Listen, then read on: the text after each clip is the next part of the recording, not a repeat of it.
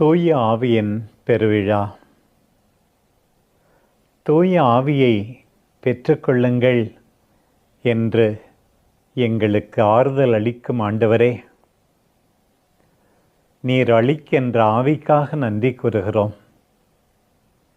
அன்பின் ஆவியே, இறை அன்புக்கு சாட்சி பகருமாறு உம் திரு அவை ஒளி வீசச் செய்யும்.